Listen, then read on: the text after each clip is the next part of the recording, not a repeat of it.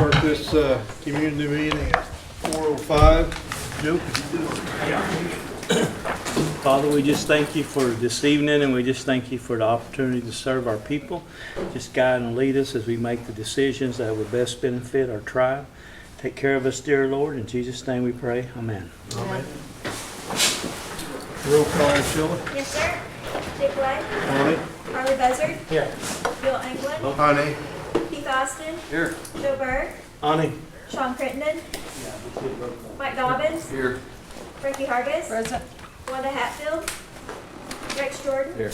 Mike Shambaugh. Mary Bakershaw. Present. E.O. Smith. Janice Taylor. Here. Victoria Vesquez. Honey. David Walkenstick. Brian Warner. We do have a form. Thank you. I'd like to ask for approval of minutes. So moved. Second. All in favor, say aye. Aye.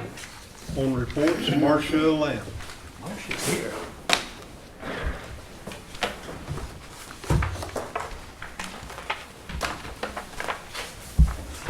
Good afternoon, Council. Hello, Marcia. I thought you might be interested in knowing how many children we were able to help on the children's clothing voucher. And we were able to help a little over 6,200 plus 270 children who are in foster care in ICW. The coat voucher program will begin at the very end of October. Letters are being sent out as soon as we get one. Now, remember, the coat voucher program is only eligible for those participants who have already received that. If we get any referrals where kids need clothes, coats, then we'll look at the other resources that we have. And we do try to make sure every child has a coat. So, but that one program is just for those that received it the first go round. And that's all I have, if you have any questions. Any questions? I Denise? just have one. On the report here, Jerry Snell is still listed as the Director of Family Assistance. Has nobody taken over that? Is it just be distributing throughout the office, or who's actually handling? Jennifer Kirby is the Okay. contact name. She's the one that has been handling Okay, very Jerry's good. things. Thank you. That's all I have, Chair. You like it? Yeah. Marcia, you have, can you send us her number? I'm sorry? Will you send us Jennifer's number? Yes, Okay, thank you. I will do that. Any other questions? Good. All right. Thank you, Marcia. And I've got Ron Qualls and Michael Lynn. I think we'll just bring him up to do both at one time. Hey, Michael. Thank you, Mr. Chair. Good afternoon. I am sitting in for Ron this afternoon. He's had a medical appointment that he had to attend. I think as far as his report goes, you should have a copy of those in your packet. And if you've got any questions, I'll try to answer them or write them down and get you an answer back. Any questions?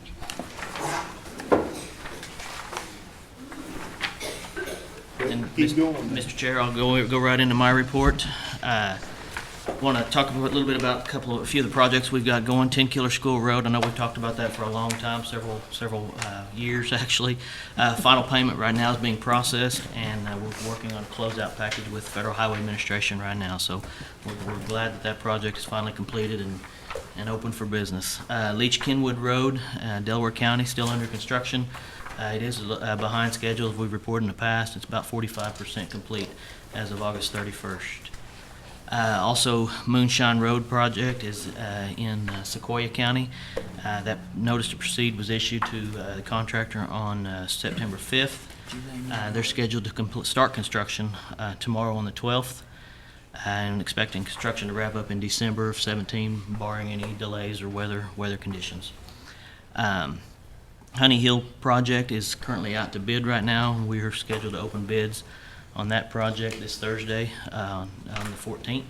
So we're looking forward to that. And then lastly, as far as the project goes, I want to mention Northeast Fort Gibson.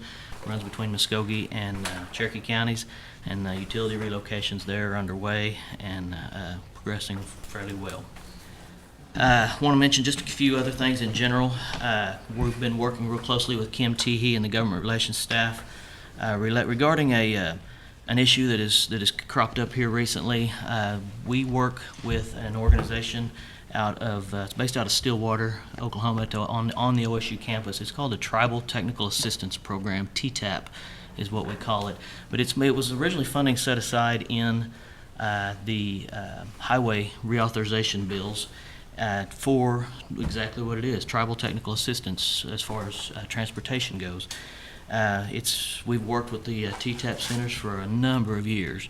Federal Highways recently made basically as a unilateral decision to stop to cease the operation of those centers. There's 7 centers located across the United States, with one of them being here in Oklahoma, in Stillwater.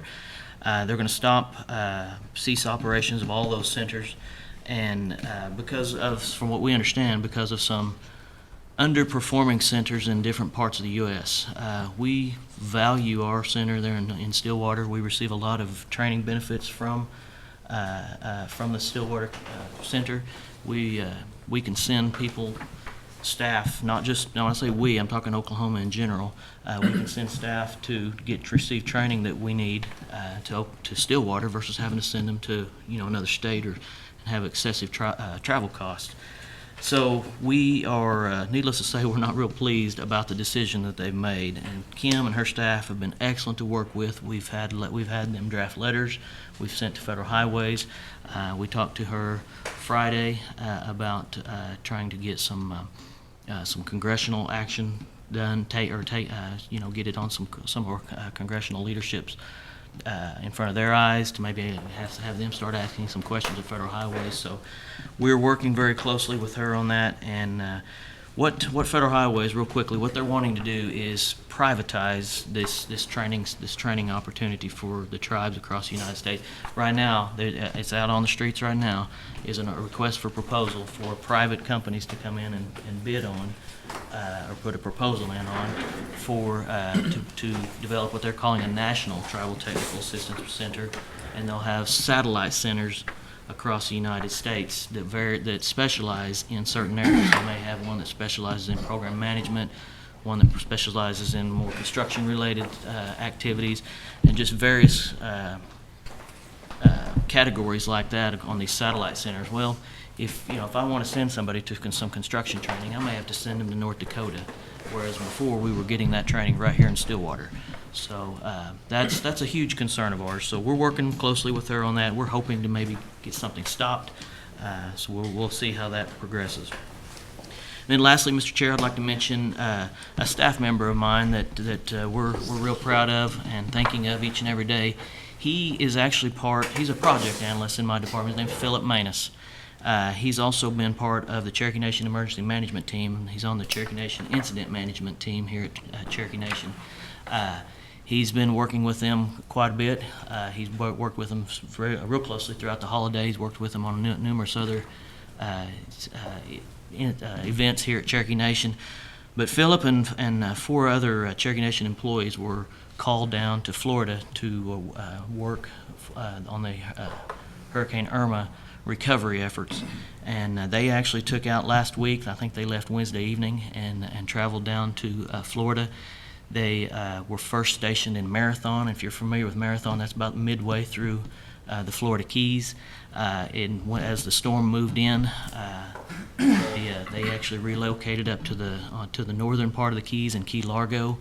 They did let the storm pass, and they have been working their way back down to Key West, and as well as all those parts through there, to try to get the areas open so that they can get airports open, so they can get supplies in, and they can get just get relief to those citizens that live down there. So real proud of him, real proud of all 4 of them that went down there. They did this through a private contractor. They took annual leave for this. They're on their own personal time while they're down there, but they are doing a huge benefit to those citizens down there. So I want to make mention of him and let everybody know how proud we are of all five of them. So there are 5 Cherokee Nation employees down there. So that is my report, Mr. Chair, and I'll be glad to answer any questions. Chief, you have Yes, Michael, surely our congressional people were aware that this project could be, closed or changed to other states. When we give PAC money here at the council, we always look at where they stand on issues that pertain to us. And, to have this tribal technical assistance project, just done away with, I'm sure that these guys were aware of it. I mean, they should be notified, our congressional people in our areas, when you say they were aware of this. I can't say that they were, or I can't say that they weren't. I honestly don't know the answer to that right now. I can, after our conversation with Ms. Teehee last week, I believe that they will be made aware of it in real short time, Yes. if they weren't already. Okay. Well, I hope they are. And whatever we need to do from our side as a council, we take all of that stuff into consideration when we start ante up and supporting these guys when they're running for office. That works both ways. So keep us posted on that, would you please? I will, and just to add to that real quick, we are looking at preparing a intertribal council resolution for the upcoming intertribal council meeting that's coming up. And it affects all of the tribes within the intertribal council. So Yeah, give us a financial impact on what, how this is going to pan out if it does, Okay. fall through, okay? Okay. Thank you, Mr. Chair. You're welcome. Any other questions? Harley? Michael, last month, I think it was last month, we talked about 2 roads that were in liquidated damages. And then now I see the same contractor, and I take it the same one, has got a bid for $2,460,000 on Moonshine Road. And you said the contract was awarded on September the 5th. Was liquidated damages considered when you gave them that contract? they were considered. They're always considered on any project, no matter who the contractor is. If they've got previous projects with the nation, that's always looked upon. They were the low bidder, and a decision had to be made whether or not it was worthwhile to award it to the second place bidder. I don't recall the difference between the first and the second place bid. That was my next question. Yeah, I don't have that. I can get it, but I don't have it right here. But without knowing that, that was primarily, I think, the basis of the decision was, it wasn't worth spending the extra dollars to award it to the second place bidder. And the reason I bring this up, we have a contractor that's in liquidated damages on 2 roads. None of them what the liquidated damages are. How much are they per day? It depends on the contract value, but these particular contracts, it was $1,000 a day. $1,000 a day. And we've got Cherokee people living up and down the road that are waiting on them to get the job finished. This is what really aggravates me. You get a contractor comes in and get these jobs, and then he doesn't do what he's supposed to do. We put liquidated damages on him at $1,000 a day. But you look at this contract, it's $2,460,000, so I guess $1,000 a day doesn't mean a whole lot to him. So my suggestion is that we take a good look at this. If this comes up again, Michael, if we have a contractor that's on liquidated damages and he bids on another contract, that we consider not using him until he's performed what he's supposed to do for us. So just an idea. Okay. And I don't know if you can do that or not, because Michael's under the gun on federal highway and federal dollars, so you have to be careful what he does and what he can't do. So I understand some of the problems that Michael faces, but the TPTAP program, what he was just speaking about, the program was started probably 15 years ago. And it's a really good program. What it does is it's offered to all the tribes throughout the northeastern part of Oklahoma to go and get training for practically anything that has to do with construction. And I'm surprised what Councilor Byrd said about our congressional people not being fighting for this, because it's right there in Stillwater, and it's easy access to all the tribes in Oklahoma. So I certainly would, and I hope this committee would support, or the chief would support, a letter to Federal Highway about not eliminating this project, 'cause it's a good project. Yeah. Anyway, I just wanted to say that, Michael, I wanted to just clarify on the September the 5th bid, whether that was considered about the contractor getting another award when he's still in liquidated damages for us. So just wanted to- Chief is behind this. He has signed some letters that were sent up to some senior level Federal Highway staff, so those have already been sent. Okay. And then I have, and I don't see Billy Hicks here, but I had a question about a water line in Ottawa County, but I will just call him and get the answer. I'll let him know you'll be Okay. contacting him. Thanks, sir. You're welcome. Any other questions? Appreciate Yes. Michael and his crew coming up to District 12 a week or two ago, and we dedicated a new IRR bridge, replacing a 1941 model WPA. That is correct. So that thing was older than me. So, thank you. Yes, thank you all. Thank your crew for us too. Anna Knight? Whoop, there's Gary Cooper. Come on down, Gary. I'm trying to bypass you. I know. Every now and then you try to do that, so I was just trying to remind you this time. I don't mind if you do or not. So you have our report. There's a couple of things that I want to be sure to mention. As you know, we have a college housing assistance program for college students that we help with college housing. It's $1,000 a semester. This year, we have 53 continuing students, 57 new students. So if my numbers are right, that's 110 students that we'll be helping with college housing this semester. And I believe that checks are getting ready to go out for the first set of payments for those students here in the next week or so. So just wanted to let you know that.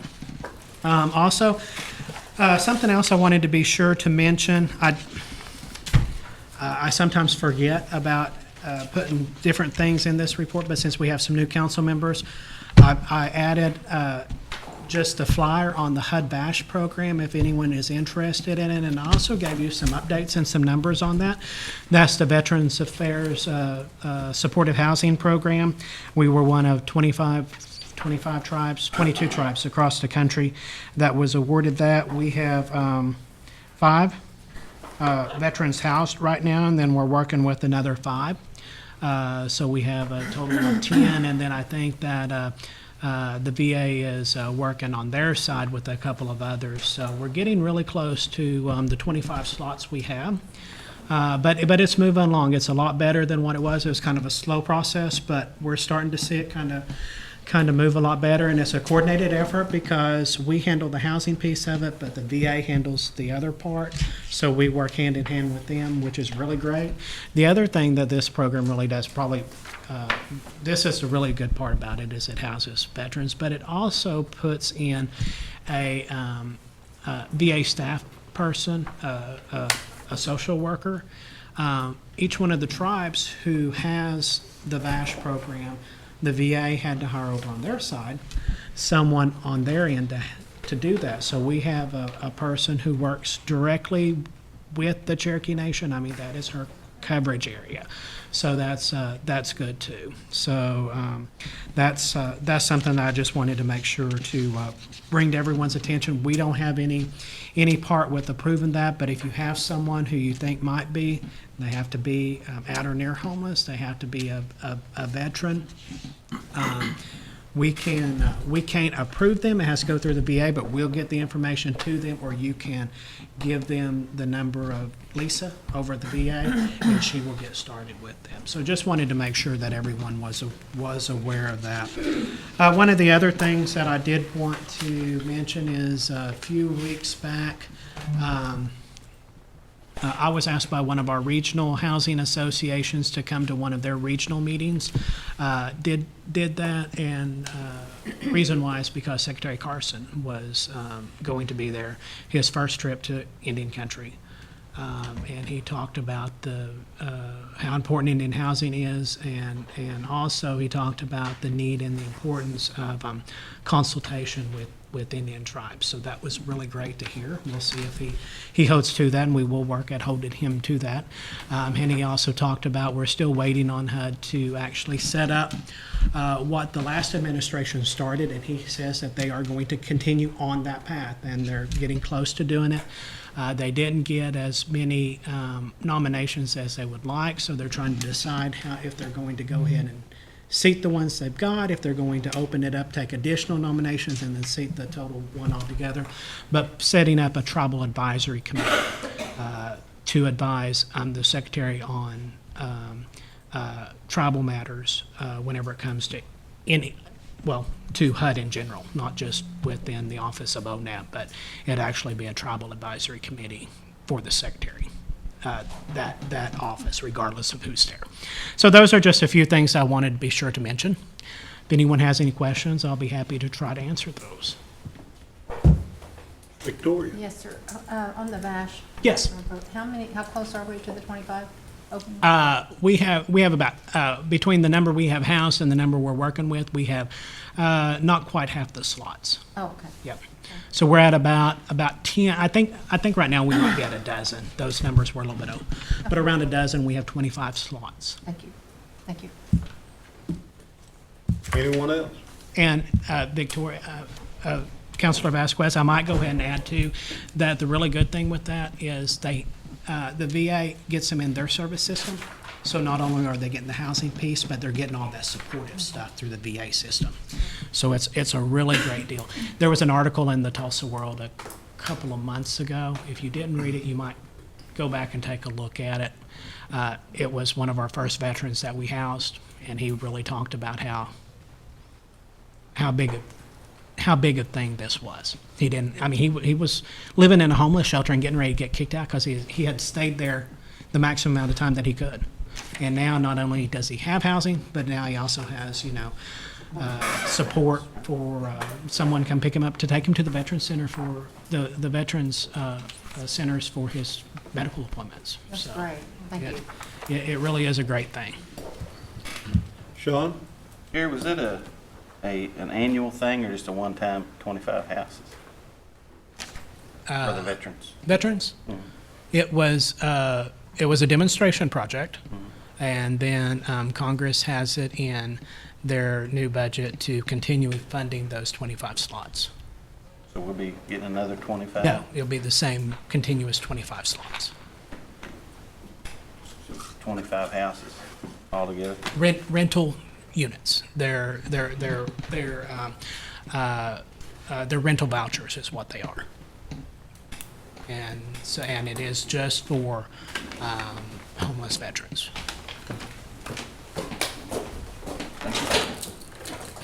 Harley? And Gary, I just Yes, sir. wondered, and she probably knows this, but Barbara Yeah, she does. Foreman, Yep. she's aware of what's Yeah, together. yeah, she is, and then also I know that Lisa has been working with the Okay. VA Center over there to, I think actually she meets people over there from time to time, Okay. whenever she Well, I needs a just wanted spot to meet. make Yeah. sure. Okay, Yeah. thanks, sir. You're welcome. Yes, ma'am. Go ahead. Forgive me, but is that just for the 14 county jurisdictional area?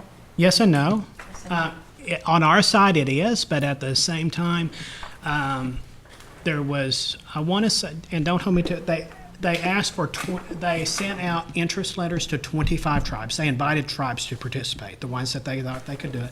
I think there ended up being 20 or 22.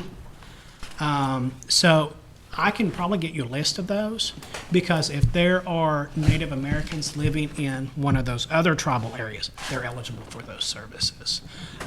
They have to go through that tribe, but they have the same type of deal there that we do here. So I will get actually both you and Counselor Shaw Thank you. the list of all of those tribes that participated. That might be helpful for you. In Oklahoma, it was us, Choctaws, Osages, Creeks, I believe. Yes, sir. Go ahead. Gary, real quick, would that be possible to tie that into our placement home No, list? no, Where no. What, on this program, on the Yeah. VASH? No. No, it to look? is specifically for housing, but it is it actually is. It is a Section 8 voucher program. So we couldn't look at our replacement home list and find a veteran and say, hey, here's another thing, here's another option. Well, they wouldn't qualify because they're in housing. They have to be homeless or near homeless in order to qualify under the There's voucher some program. on that replacement home that's near, but if that don't tie in No. with the policy. No, it doesn't, because it's strictly for rental. And it's a tenant-based program, so they get a voucher, and we pay their landlord a portion of their rent. And they pay a portion based on income. All right, thank you. Okay. Any other questions? Thank you all. Hey, Gary, stick around. Anna Knight. Thank you. Good afternoon. Good afternoon. Anna. I have my regular report, and then I wanted to give you guys some information on some changes that we're making to the MAP policy. So, I'm not sure if you want me to answer any questions about my report first. I'm sure you'll have more questions about the changes to the MAP policy. So, and this was due to the budget reductions in the HOSDA. So this is what's happening with MAP. And I'm not going to read everything to you, but basically we want to move from a $20,000 MAP assistance payment to everybody to a tiered rate based on income. $10,000 to $20,000, and on the first page right there, it shows you a chart of the breakdown of the income that we're going to have, and it also shows you the projected mortgage payments in the third column. So it's not a huge increase in payments for people who are 70 to 80% of the national median household income. It's about a $50 a month payment that they would have, since they would only be getting $10,000. And then I also included the HUD income limits for the family sizes, so you could see those as well. Also, we are going to eliminate criminal background checks.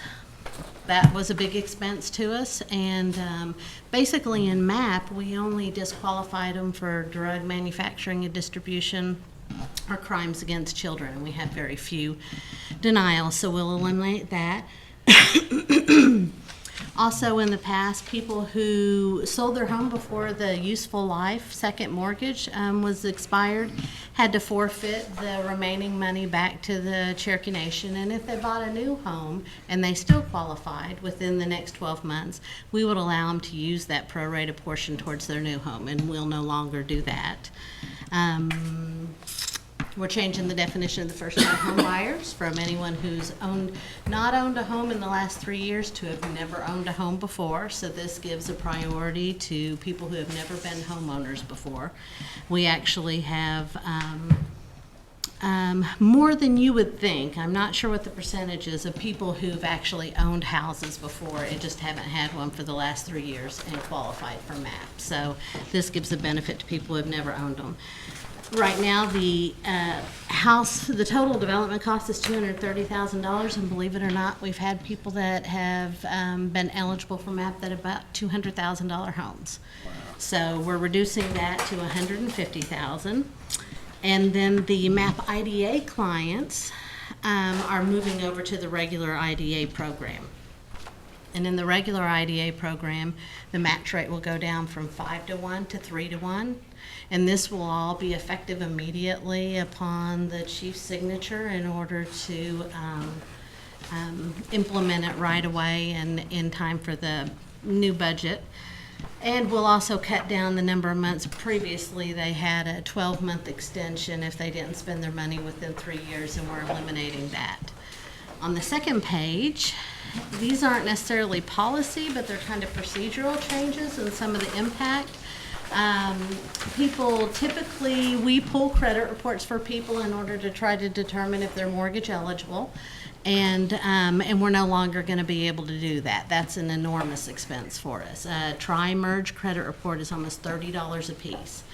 And so everyone is entitled to a free copy of their credit report annually. So we are going to teach people how to pull their own credit reports, and they'll turn them in with their applications. It benefits them in the long run because now they learn how to do it and they learn how to keep up with credit themselves. They're not going to like it, but we'll help them do it. They can come into the office. We'll show them how to do it. We'll make every accommodation to them. We just won't be purchasing their credit reports anymore. On the part of the implication of the MAP amount changes, and actually the budgeting amount, we have so many applications in line right now, people in the pipeline who we expect to be funded in the next 12 months, that all new MAP applications, none of them will receive any funding next year. We'll continue to take MAP applications. We typically, about 75% of the applications that we get move into self-sufficiency counseling for longer than 12 months. So we'll continue to take all those applications, do all the counseling. About 10% are mortgage ready, and those are the people that we won't be funding new applications with. Of the applications that we have now, the only ones that will receive funding this year that are approved are the 8 that we have scheduled to close in the remainder of this month. If anyone else becomes scheduled to close this month, we're not going to be able to fund them. They're going to have to wait till next year, and they will be in the pipeline for next year. So typically, we funded 150 MAP applications. This new strategy will let us fund 131. I want to make sure that you are aware that even the people that get the $10,000, they still have enough money to make the down payment for both 184 and FHA loans, which is 3 and 3.5%, and pay their closing costs. So it's not going to keep anyone in the 70 to 80% range from purchasing a home. It's going to keep them from purchasing a home worth $10,000 more than what they could. So it's not going to stop anyone from purchasing a home. Let's see, we have, in this next year, we expect that we have about 163 people coming out of self-sufficiency counseling that will be ready to purchase their home in the next 12 months. So they will receive the top priority over anyone else, because those people have been working an average of 19 months to repair their credit and reduce their debt. They have worked hard to become mortgage ready. And so we want to give them a priority as a reward to doing the hard work. And they too will receive the new adjusted amount depending on what their income is. The IDA applications, we have about 425 families that have IDA accounts open, iSave accounts, and we will be able to fund under the new match rate of 3-to-1. 267 of these families. The rest of them will wait, and we'll basically base it on the amount of the date of their funding request is what we'll base it on. And all of this again, we eliminated 3 positions. We've transferred somebody. We're reducing our space. We've cut back all of our travel except to maintain the VITA program. That's the only thing we left travel in. We've cut out all the training. We have cut that budget to the bone to try to fund as many people in purchasing a home as we possibly can. So this is the result of it, and I'm happy to answer any questions that you might have. Good. Any questions? Good report. I'm going to be surprised if no one has a question. Whose decision was this? These are my recommendations, the program's recommendations to the chief, who's reviewed it once, and on final review, then it'll be implemented. On final review. There's, the only other choice, if we left the funding, like the MAP rate at the same amount, we would be able to fund 131 people instead of 150. And on the IDA program, we'd be able to fund 134 instead of 267. Well, I'm just sitting here kind of shocked to listen to all the changes, really. And I don't know that it's good for our Cherokee people, and is there anything else we can do? I don't have, we have struggled and we have worked and reworked that budget and trying to maintain the biggest impact that we can in home ownership, and this is the best recommendation that we can come up with. Because the only other place that we have to cut is staff. And you've already eliminated 3. We've eliminated 3, and if we eliminate more, we won't be able to provide all the counseling services that we did before. Now, we'll seek out other funding sources. I don't know that we'll find any, but we'll seek out other funding sources to try to, fund additional families, but. Well, Anna, I appreciate the fact that you brought this forward to us, but this is kind of a shock to me to hear this. I'm gonna have to have some time to let it Sure, sink in. sure. Because, I'll tell you why, because we have, I hate to say bragged, about our housing map program for years, going up to 25,000, and now we're gonna go from 10, 15, and 20.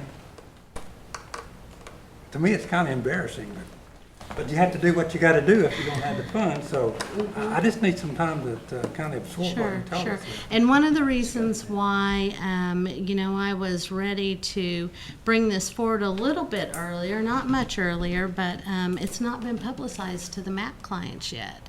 It's not out in the public, and so we knew that as soon as we announced it Yeah. at your public meeting, then people are gonna start talking about it.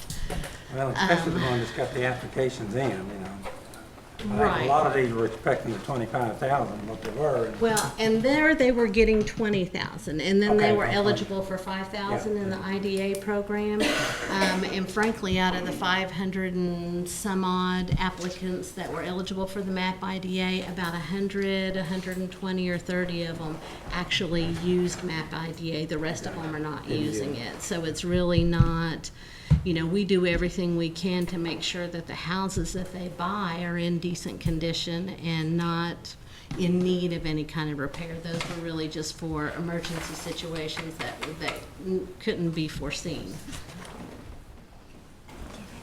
The one about families selling their homes before the end of the soft second. Now, what does that really mean, soft second useful life? We take out a soft second mortgage on the house when the people purchase their house. And so we take it out for the 20,000, or it would be the 15 or the 10.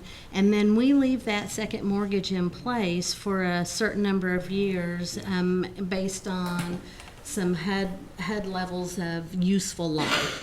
And so for the 20,000, it was a 10-year useful life. Okay.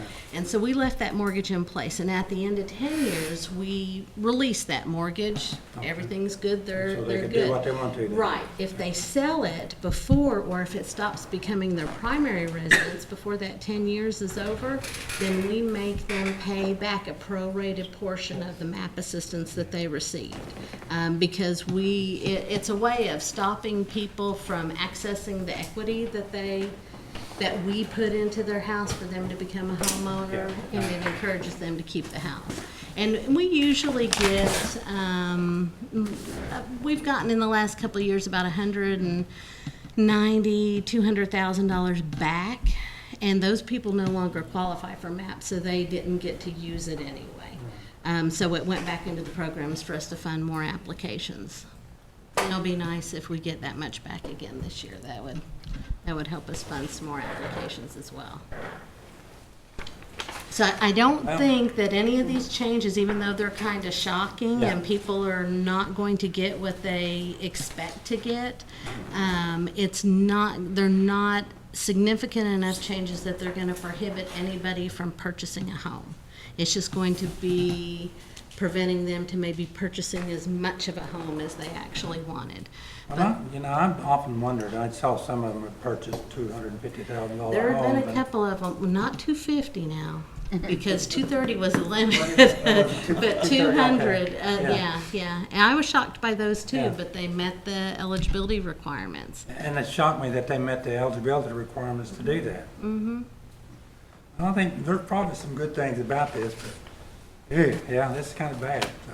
Anyway, So as soon as the, I'm happy to answer any questions that you have. We'll put publicity out about it as soon as the chief signs off on it, we'll be notifying all the people that are in the program with applications, advising them that, about these changes based on budget reductions. And it's still a good program, there's no doubt about that, it's still a good program. It kind of bothers me that for years we had to advertise going from, I think it was a $15,000 contribution 5 or 6 years ago to 25. And I wondered about that when we did that. Now it I went thought from, 15 was, yeah, it went from a 20 to the 25, with that 25 just being the IDA program. but And it that was used- but it used to be the 15,000 though, 10 way years ago. back in when the Housing Authority had a $15,000 down payment assistance program, but it wasn't anything, it didn't include any of the counseling like the MAP program does at this point. Okay, thank you, sir. Mary Shelley? Yes, Anna, you said that we're going to eliminate the criminal background checks as part of the program eligibility due to the cost. Is it possible that you could partner somehow with our marshal service and get it done for a less price or for perhaps free? I don't believe so. And one of the reasons why that cut was so easy for us to make is because we have so very few applicants that could become disqualified due to a criminal background check. Because the danger with it, and now Gary's programs are a little bit different because there are multiple families living in housing additions or in apartments. In our program, people are buying single-family homes spread out. And so we were only looking for manufacturing and distribution of drugs, basically. And then some crimes against children just because of the character of it.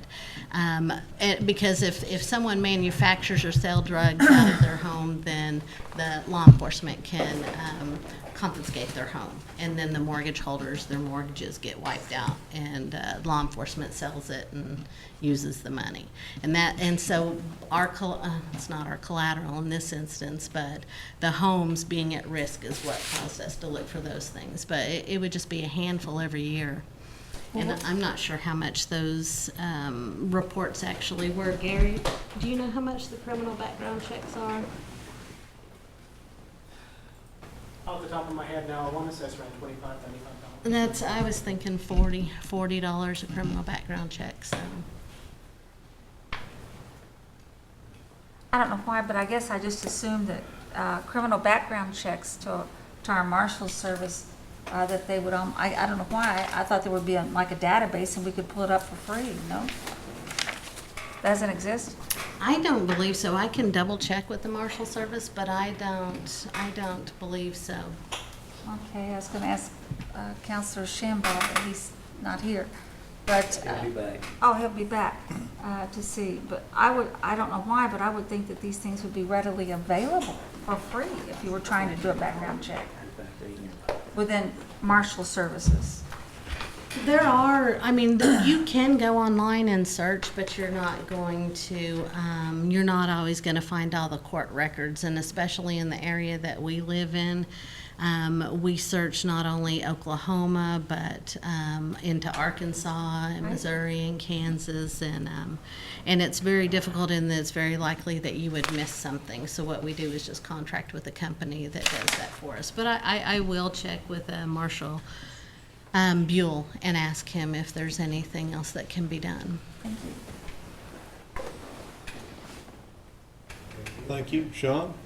And I'm just curious on the eliminating the background checks now, that's dealing with the HOSTA money, all of this, right? It's not, criminal background checks are not a requirement in a HOSTA. Okay, and so like the Housing Authority, is that a Cherokee Nation policy that, like some of these people applying to live in certain places, is that not a HOSTA thing where we have to do the background check? It's just a Cherokee Nation policy? I would have to defer to Gary. And I would have to go back and research it to see. But just like Anna said, the one thing that we have to worry about is when we have multi-units located on the same property. I'd be interested to know, because there's some good folks that kind of get and then there's some, there's some that sure enough need this. So it'd be interesting to me to know what the difference is between your Nahaza policies and the housing authority? And if I may, Yeah. just like Anna said, I mean, very seldom does a criminal background check come up where it totally disqualifies someone. We do have a grievance process in place, but chances are, unless it's like manufacturing with intent to distribute, Right. or crimes against children, or something that would require an offender, That's right. yeah, violent crime, or something that would require an offender to be registered as a offender. That would be the main things that would preclude someone. Right, just, it comes up. Very seldom. Well, we talked about it last week, about a lady that's gonna have to move. She was, taking Or- care, right, For possession with intent to distribute. And Right, that- okay. That turns into a major drug deal. my question was, it'd be interesting to know whose policy it is. If it's ours or if it's the Nahaza. Yeah, I'm sure Gary can answer that for Thank you. In our program, it was tribal policy. Thank you. Thank you. Anyone else? Anna, you've done a good job in leveraging the monies that you have with this MAP program. You do a good job. Appreciate the Thank you. report. Thank you. It's a good program, Yes, and it is. we're gonna keep it going, and maybe we'll find some other money somewhere else and Sure. help more people with it. I do have one. And the lights there at the industrial park in Jay, do you know the contract been let or anything? Oh, sure. It's PSO, AEP PSO is doing it. According to Jamie Zello, in my conversation with him last week, they've erected all of the wooden poles and they're waiting for the metal poles to come in. Oh, okay. And that they're supposed to be here this week, and so they expect to be able to get them in place. Who are you talking to? Jamie Zello, Was he with PSO? he's with PSO. Okay. Uh-huh. Okay, so it's moving along then. Right, and so, yeah, because I'm pressing him because our grant ends September 30th, so he's got to get it done. Okay, thank you. Thanks, sir. Thank you, All Ann. right, thank you. Yeah. And then child welfare?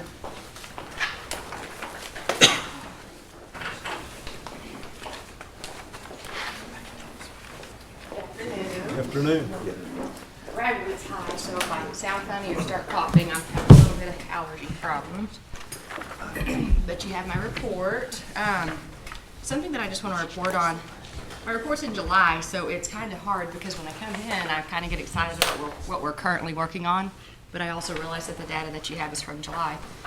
But what I have been working over the summer that's carrying on to today is a prevention worker.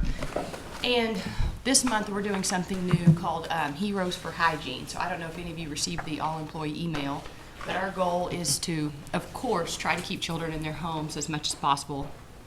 And so prevention is important, because if you can get to that family and help fix their issues before they get too severe, maybe we can save a few from having to be removed. And we do our best in that area. However, my group does function on putting out fires, and a lot of times that's intervention, which when it gets so bad, then we get called. And so we don't often know about those families out there that are struggling until it gets really bad. And so the best place for us to partner is the school system, because kids are either with teachers or in their home. And so we have hired a vice principal that's 17 years experience, and she's retired, but yet still young enough and full of energy that wants to take on that. She has a lot of connections with the different school systems within our 14 counties. So we're really excited about that, and we thought that we would do a hygiene drive, take those hygiene products to each of the superintendents or principals of our Cherokee schools that we have in our jurisdiction as just a, hi, here's who we are. Here's some things that you can have for our Cherokee students within your school system, and we would like to be able to help however we can to help keep from removing children. So anyway, that's something that we're working on, and I hope to see a positive increase in working with the schools and just being in the know a little sooner so that maybe children don't have to be removed. So if anybody has any like travel soaps or shampoos or things, sometimes when we do have to go to training, you get that at the hotels. those are the types of things that we're looking for. Small, that the children could even take home in their backpacks and be able to learn more about hygiene if they just don't have access to those things. Kids can be mean, can tease, and so that is a small area that we just want our Cherokee children to not have to deal with, is being able to have access to be clean and to not have other children pick on them. So if you have any of that, there's a box at Cherokee First, and we'll do that every September as a drive to try to just get that into the school system so that the schools have access to provide that to their students that need it. Okay. Any questions? Janice? I have one question, and it's dealing with the eligibility notices. And I wonder if I'm misreading this. It's on page 46 of your report. And it says, the tribe has 30 days to respond to a notice that there's possibly a Cherokee child in this case. And then down at the bottom, it says the longest response to notice time this month was 137 days. Now, am I reading that we have 30 days, but we took 137, or is that not what that means? We normally respond within 30 days. And what has happened is that we have a new database. I've talked about it for the last couple of months, maybe even 6 months to a year. And my eligibility department is having a little bit of trouble learning how to switch over to a new system. So it's a growing pain. If they said the longest response time was 137 days, that's going to be probably a one case. You know, they're looking at all of their cases. We get 1,200. Yeah, 1,200. a month. And so there was just one particular case. They're saying, oh, it took us 137 days.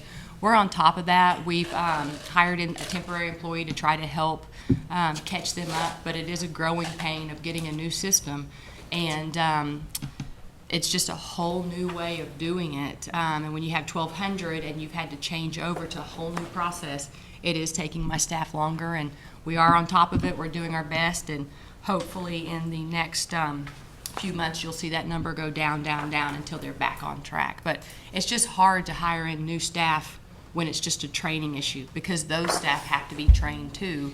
And it gets quite complicated when you're receiving 1,200 pieces of mail a month. So we do try to respond by email. So we do, the law requires that they send us certified mail, and then we respond back. And we don't ever want to change that, because that's what the law says. And if you start to change the way you proceed, then everyone wants to just do it that way, and you're not following the law anymore. So, but however, when they send an email request, we are trying to let them know we are running a little behind, here's where we're at. So we're trying to do our best to keep everyone informed and do what we can to cover that issue while we're working through the training procedures. My concern is you've got a child that's been in possibly a non-ICWA compliant home for 4 months before we even notify DHS that this is a Native American child. Can you speak to that? I would have to double check on which case Okay. it is for 137 days, but I would almost guarantee you it's someone from like Washington State or from Los Angeles, in which we don't really have Cherokee homes in that area. Because anytime something happens within our jurisdiction, especially our 14 county jurisdiction, those courts are used to having Cherokee tribes, all sorts of tribes in their courtroom, and my workers are in that courtroom every week. And so they're there, and so regardless if we've gotten their notice, they're already there. They receive the petition in court, and we participate. And so I can almost guarantee you that's probably a far-off state and an isolated incident where it doesn't necessarily affect the ICWA compliant home. But I will also tell you that DHS has a requirement that they are supposed to put all the children that they remove in an ICWA compliant home. It's just that there are not very many ICWA compliant homes, and just to give you more stats, 70% of our Cherokee children are in non-ICWA compliant homes across the state of Oklahoma, and it's not because no one cares, it's because we do not have enough Cherokee foster homes. And that's why we're constantly pushing and talking about be a foster home, because 70% of our children are in non-Cherokee homes. And it breaks our heart, and all we can do every month is just beg and plead for people to open their homes, and we really can't do much more. All right, thank you. And about that, I've noticed you're in 31 states this past month. Yes, sir. That's usually about typical, and sometimes it'll go up or down, but yes, sir, all over the United States. Any other questions? Thank you. Thank you. Oh, in old business, David? Well, I was busy with a couple of the council members earlier about this. I forwarded the email from Paul from Walmart to Lacey Horn, and just waiting on that conversation to be had. Walmart's on; they're ready to go. They're just waiting on the Cherokee Nation to, I guess, give them approval and go before the board to develop one of those Walmart cards where it's only clothes only. So,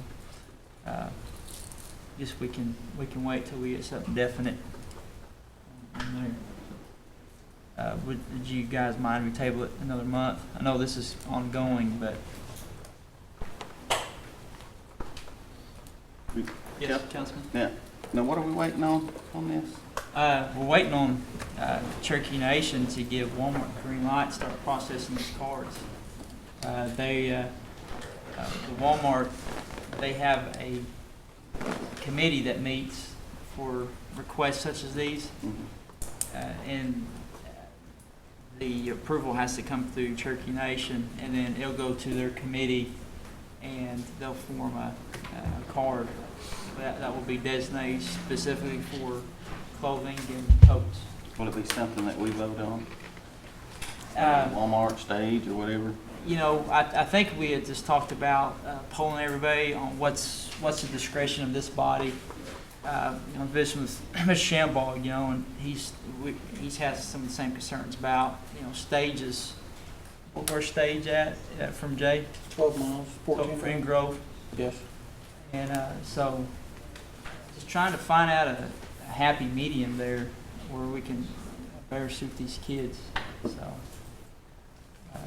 but When are we gonna do that poll? Just kind of on. oh, we've already did the poll, and and I think Walmart was the one that was the most popular.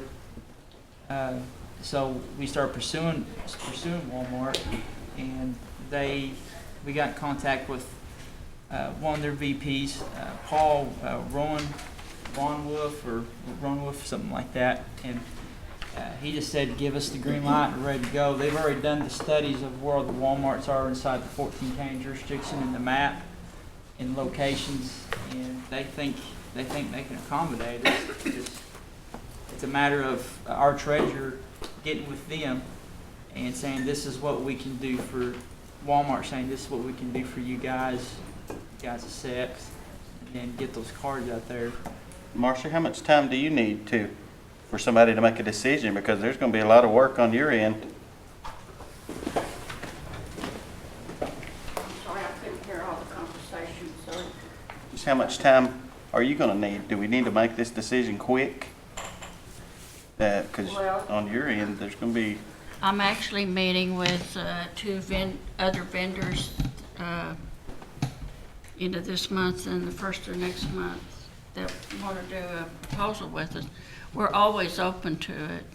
Now, I'm sorry, David, I couldn't hear everything you were saying about Walmart. I was telling them that Lacey Horn, our treasurer, was going to have a conversation with Paul Ronwood from Walmart, one of the VPs, and they're just waiting on the approval from Cherokee Nation to tell them to go ahead, and then they're going to have a committee that meets at Walmart to format this card. And of course, it's got to be worth their time and money to get this process started, but to form a gift card that just, you can only purchase clothing and coat vouchers with it. Now, the only, okay, I have a question, and I hope I'm involved in that meeting, because any Walmart card that we've ever been involved with, there's an expiration date. So we use our old cards, vouchers, sometimes 2 years, for emergency programs. If someone comes in that might need some clothing for a burnout or whatever. And so when we talked to Walmart, we had to do a proposal is what we were told, and they would see whether or not they wanted to do business with us. So you're getting something else now? Yes, yeah, this is something, I got the emails that were being sent back and forth, and I talked to Lacey a couple weeks ago, and she was still trying to get in contact with this Paul Ron Wolf or whatever from Walmart to talk about the feasibility of setting something like this up and just working all the details out. So Yeah, I would have a lot of questions for Walmart because we don't, what we get from, or any vendor, what we get, we don't want to lose anything. And if they can provide the same things that this store does, plus some extra, because you're talking about a lot of money. I don't think, they realize how much money we provide to a business with this clothing voucher program. So it's about over $1 million, isn't it, Marcia? Yeah.